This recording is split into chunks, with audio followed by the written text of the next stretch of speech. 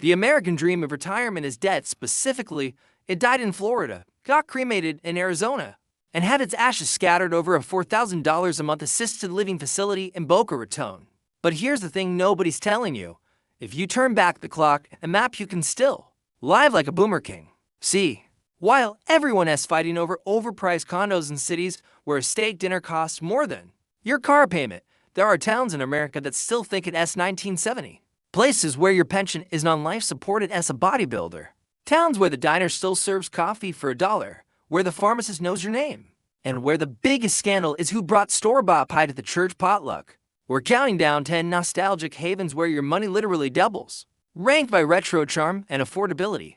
These aren't trendy, they're not Instagram-worthy, but they are cheap, safe, and frozen in amber like your grandma's living room. Leave the metaverse. Come back to the porch swing. Let's break it down. Number 10. Muscle Shoals, Alabama. Of the 1970s had a soundtrack.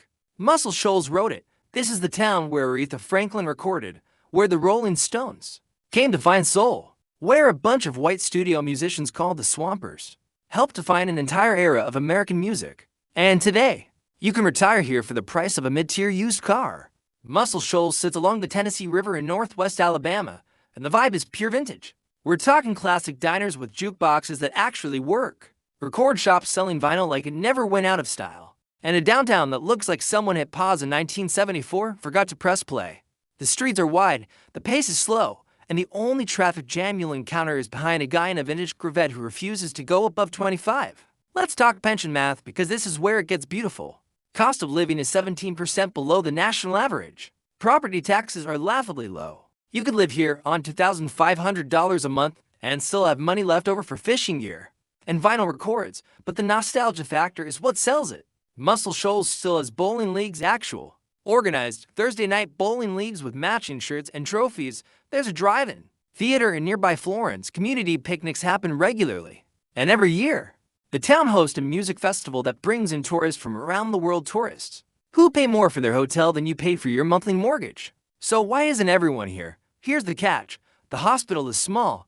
The nearest major medical center is in Huntsville, about an hour away. If you need specialized care, you're driving.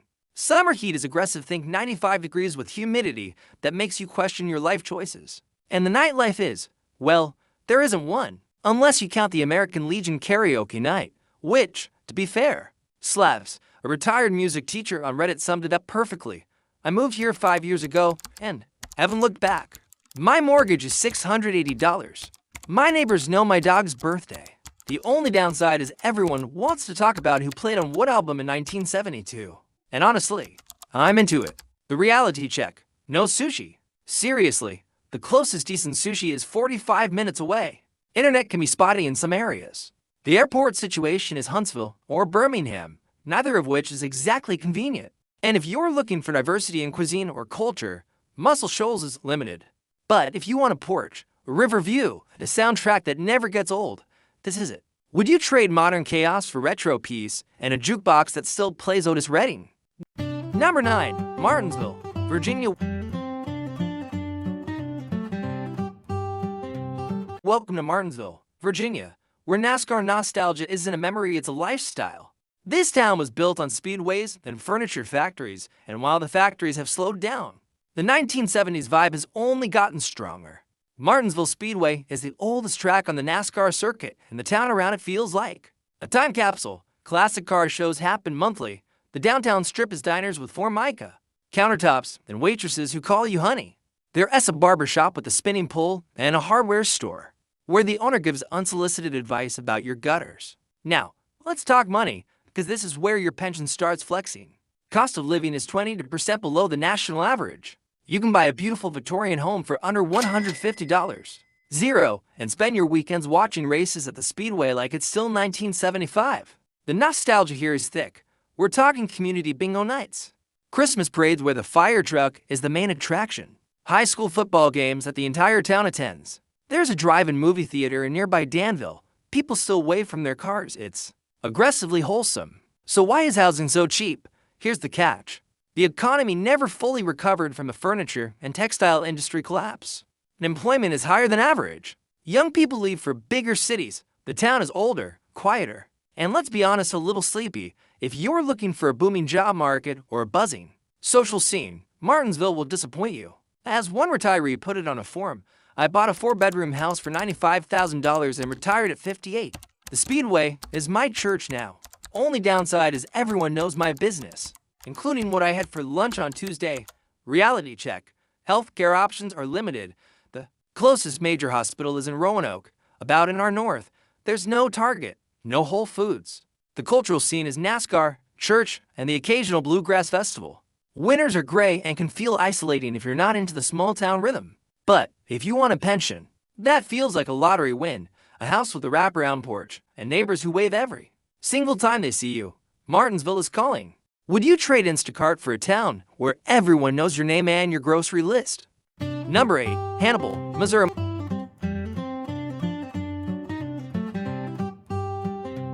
Mark Twain grew up here, and honestly, not much has changed since. Hannibal, Missouri is a town frozen in a 19th century novel, with prices that feel like they rave from the 1970s and a pace of life that makes you forget what year it actually is. Sitting on the Mississippi River, Hannibal is all white picket fences, cobblestone streets, and riverboats chugging past like they're on a perpetual sightseeing tour. The downtown refuses to modernize. Antique shops, fudge shops, a cave where Tom Sawyer supposedly got lost. It's tourist-friendly in the summer, but the rest of the year, it's just retirees, river views, and remarkably cheap housing. Let's hit the pension math. Cost of living is 19% below the national average. Property taxes are low, and the aesthetic is grandma's house chic, with the price tag to match. The nostalgia is layered here. Annual Tom Sawyer days include a fence painting contest, frog jumping competition, and more plaid shirts than a 1970s Sears catalog. There's a vintage train depot, a working steamboat, and locals who take their history so seriously they dress up in period costumes without irony. So, what's the catch tourism? From May through October, the town is flooded with visitors. They're everywhere, taking selfies in front of Mark Twain's house, crowding the fudge shops, asking you for directions while you're trying to buy milk. It can feel less like your quiet retirement haven and more like a theme park you can't escape. One retiree on Reddit nailed it. I live in Hannibal because it's cheap and beautiful. But every summer, I become an unpaid tour guide. Strangers have asked to take photos of my house. I now wave from the porch like I'm in on the joke. Reality check. Winters are cold and gray. The medical facilities are limited. Serious issues mean driving to Quincy or St. Louis. Dining options outside of tourist trap stuff are scarce. And the job market is basically hospitality or bust. But if you want to sip lemonade on a porch overlooking a Mississippi, surrounded by history and prices that make you feel like you cheated the system, Hannibal delivers. Would you retire in a town where the main character is a fictional boy, and everyone else okay with that? Number 7. Okmulgee, Oklahoma.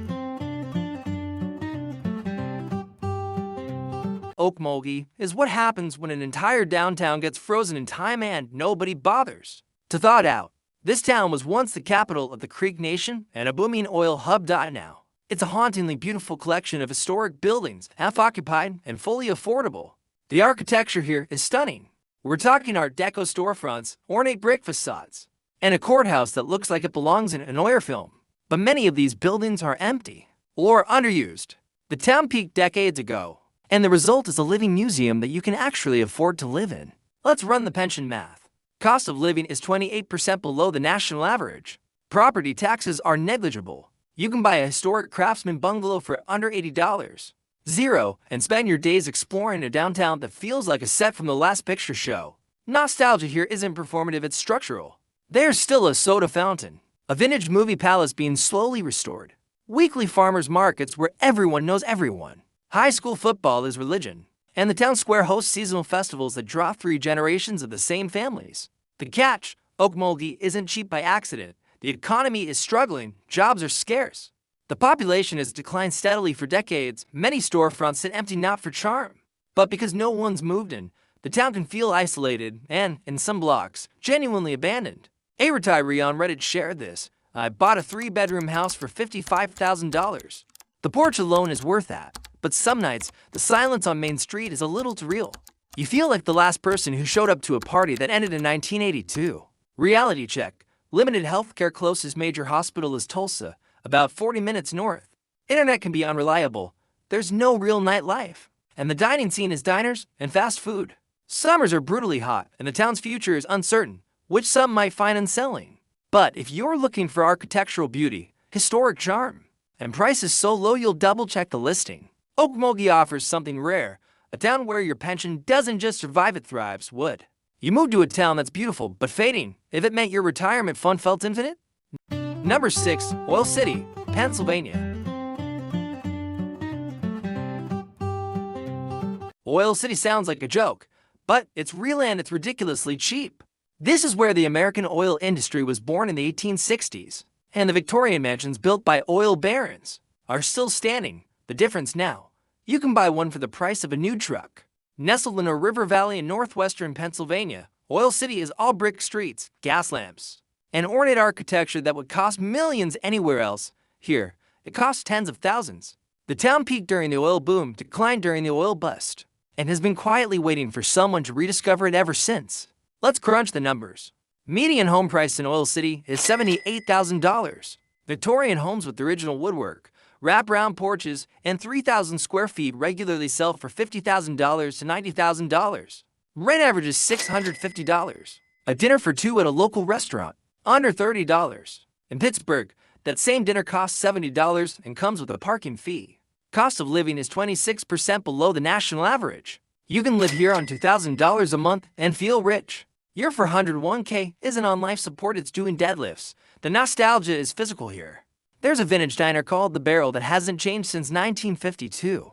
Oil derricks dot the hillsides. Like monuments, the local library is a Carnegie original, and the town hosts an annual oil heritage festival that includes parades, classic cars, and pie eating contests. So why isn't everyone buying these mansions? Here's the catch. The economy never recovered, jobs are scarce, and the population is aging.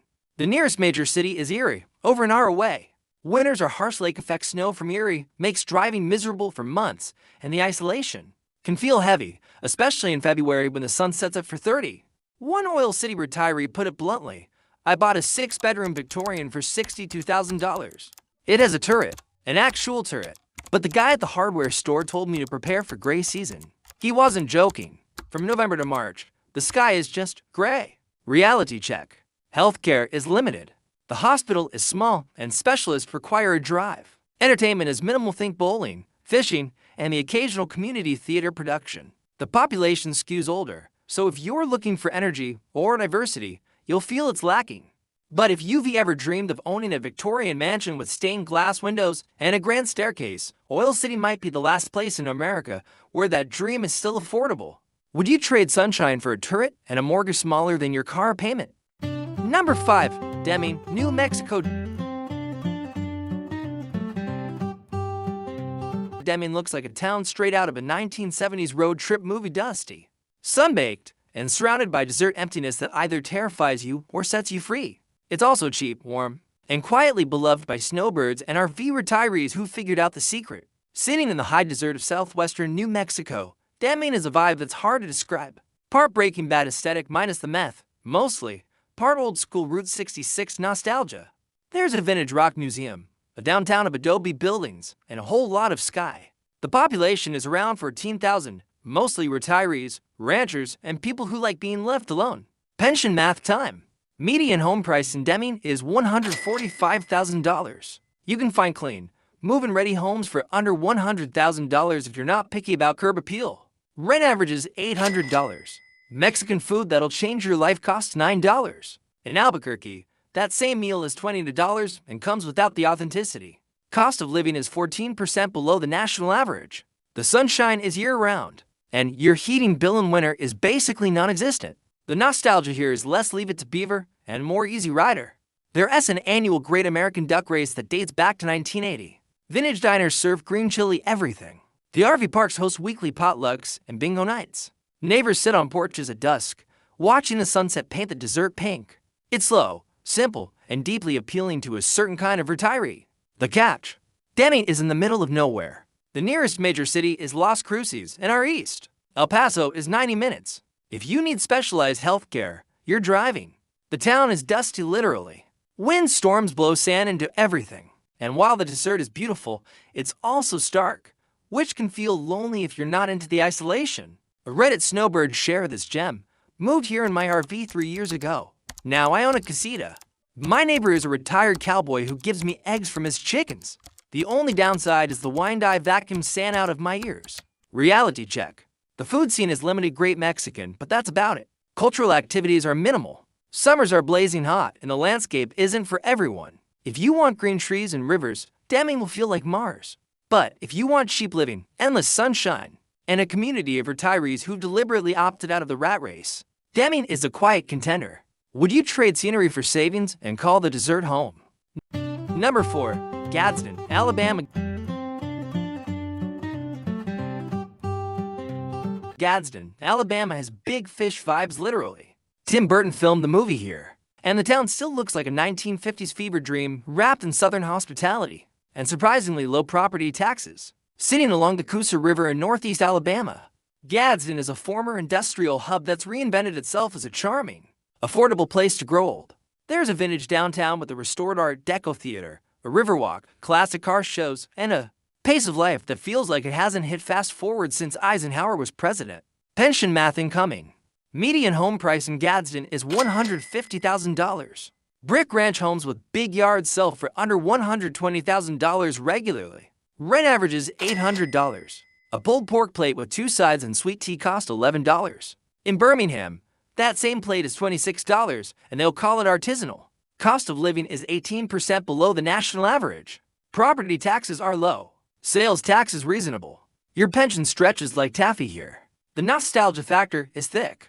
There's a drive-in theater in nearby Atala. Friday night football is sacred. Church potlucks happen weekly.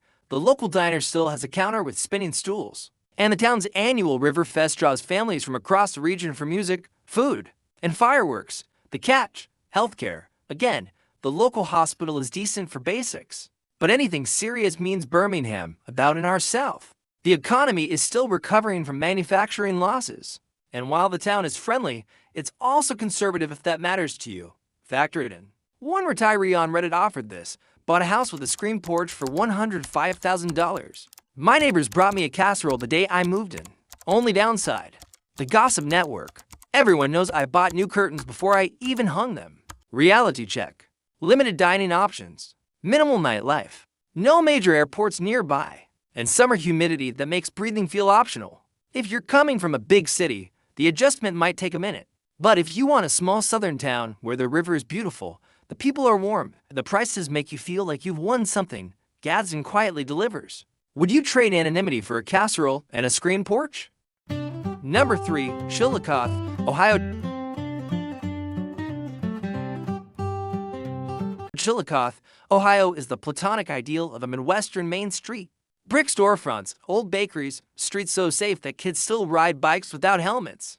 It's the kind of town that makes you wonder if you've accidentally walked into a Hallmark movie, except the prices are real and your pension actually works here. Located about an hour south of Columbus, Chillicothe was Ohio's first capital. The history is baked into the architecture: Victorian homes, Greek Revival courthouses, and a downtown that feels like a preserved artifact. The population is around 22,000, which is big enough to have amenities but small enough to know your neighbors. Let's do the math. Median home price in Chillicothe is $135,000.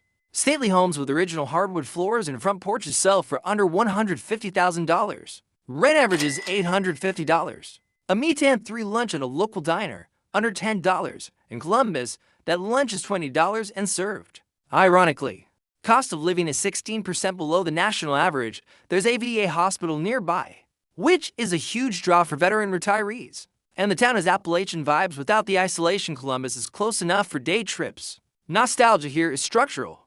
There's a bowling alley that hasn't updated its carpet since 1978. A family-owned bakery that still makes old-fashioned cream puffs. Community theater. Braids for every holiday. And Tecumseh, an outdoor drama that's been running since 1973. The catch: Chillicothe has struggled with opioid issues like many Ohio towns.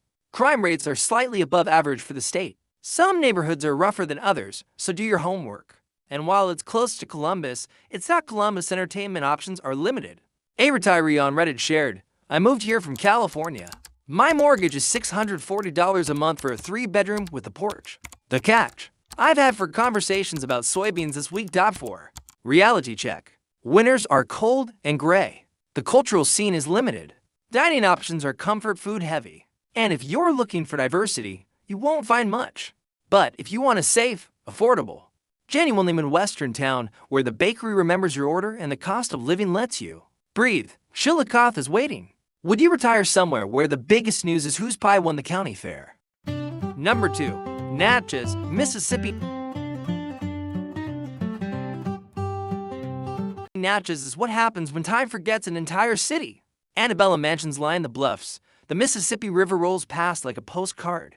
And you can buy a Greek Revival home with columns for less than a starter condo in Austin. It's the ultimate time machine, and it's absurdly affordable.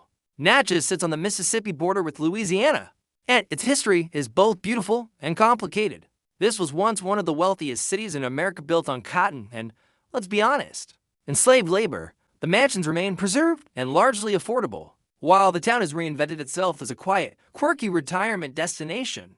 Pension math is stunning here. Median home price in Natchez is $150,000. Historic mansions regularly sell for $100,000 to $400,000 less than a one-bedroom in New Orleans. Rent averages $850. A shrimp po' boy at a local spot costs $12. In New Orleans, that po' boy costs $24 and comes with a jazz cover charge. Cost of living is 17% below the national average. Mississippi has no state tax on retirement income, and the property taxes on historic homes are surprisingly low. The nostalgia is overwhelming. There are horse-drawn carriage tours, a pilgrimage festival where locals dress in hoop skirts and period costumes unironically, a jazz club in a 200-year-old building, and sunsets over the river that make you forget what decade you're in. The catch: Natchez is isolated. The nearest major airport is Baton Rouge. Over in our south, healthcare is limited. There's a small regional hospital, but serious issues require travel. The economy is tourism-heavy and slow. And while the town is beautiful, it's aging with a population that skews older.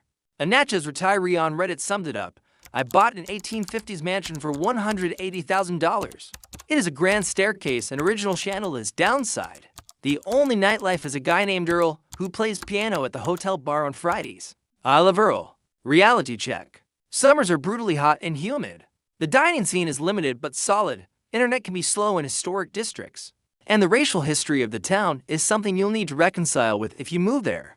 But if you've ever dreamed of living in a Gone with the Wind mansion without Gone with the Wind money, Natchez is the only answer.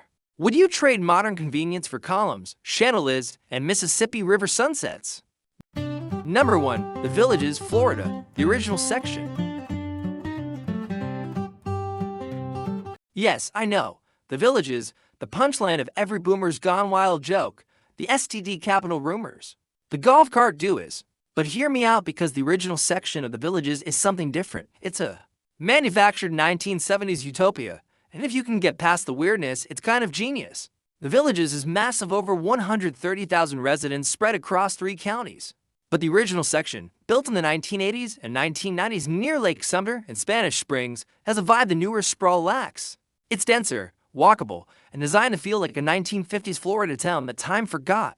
Town squares with live music, golf cart paths that replace roads, neighbors who know your name, your schedule, and probably your cholesterol levels. Let's talk pension math. Homes in the original section of the Villages sell for $150,000 to $400. Zero more expensive than other towns on this list, but cheap for Florida. There's no state income tax. Property taxes are reasonable, and because amenities are bundled: golf, pools, recreation, your monthly costs are predictable. A dinner at one of the town squares costs $15 to $20. The nostalgia here is engineered but effective every evening. The squares host live music from cover bands playing hits from the 1960s and 1970s. People dance in the streets. Golf carts are decorated like vintage cars. There are shuffleboard courts, bocce leagues, and more social clubs than you can count. So, what's the catch? It's artificial. The town squares were built to look old, but they're not.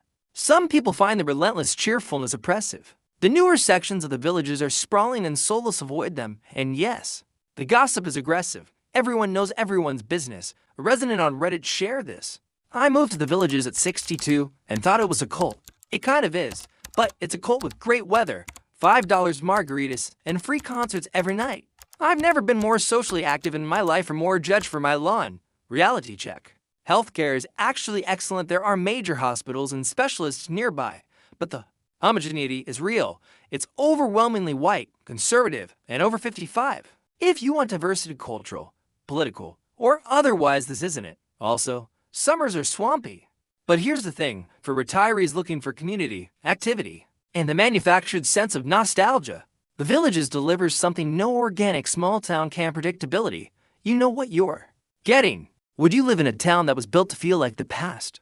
Even if the past is a carefully crafted illusion, look, the 2020s are expensive, exhausting, and aggressively online. Retirement isn't supposed to feel like survival mode, but the truth is, there are still places in America where your pension isn't a punchline, it's a power move. From the recording studios of Muscle Shoals to the engineered squares of the Villages, these towns offer something rare, a chance to step off the treadmill without going broke. The catch: you have to be willing to let go of convenience, of sushi delivery, of same-day Amazon. But in exchange, you get porch swings, neighbors who wave, steak dinners for $12. So, here's the question. Would you trade the chaos for the calm? Would you retire like it's 1970? Let me know in the comments. And if you made it this far, subscribe, because next week, we're talking about the towns that pay you to stay.